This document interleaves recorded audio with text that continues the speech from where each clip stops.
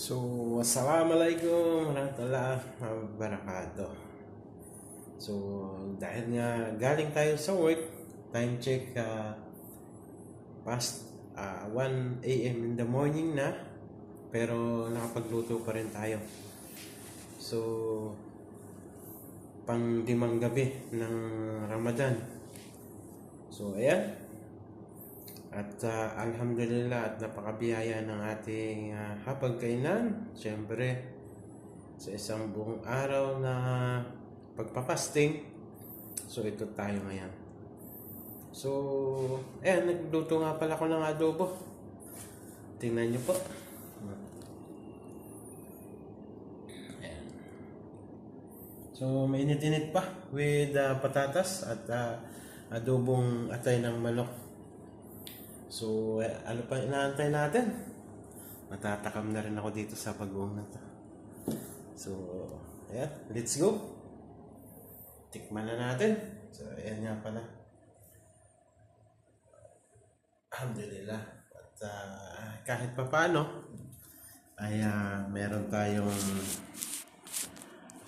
naihanda sa ating hapagkainan. So, ito. Tikman na natin. At bagoong, meron tayong saging, bagoong ng Barrio Fiesta. Baka naman. So, konti lang, pampalasa lang talaga. Kasi yan yung pinaka the best dyan. So, unang kagat, para sa inyong lahat. So, let's go. Kahit simpleng ulam lang yan, pero nakakabusog din. Tikman na natin. Alhamdulillah. Dahil nga pala sa pagkain na ito nabigay ng ating Allah subhanahu wa ta'ala. So, unang kagat para sa inyo mga kapatid. Bismillah.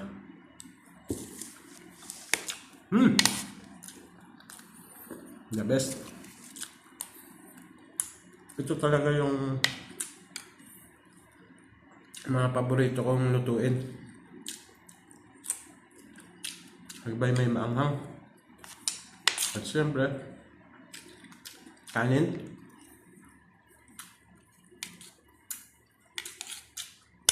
Masarap ito habang mainit-init pa.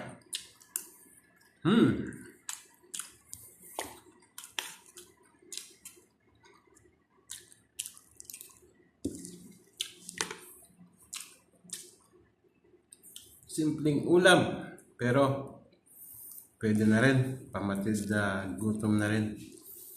So, shout out sa ating mga kapatid dyan na parehas ko't nagpapasting.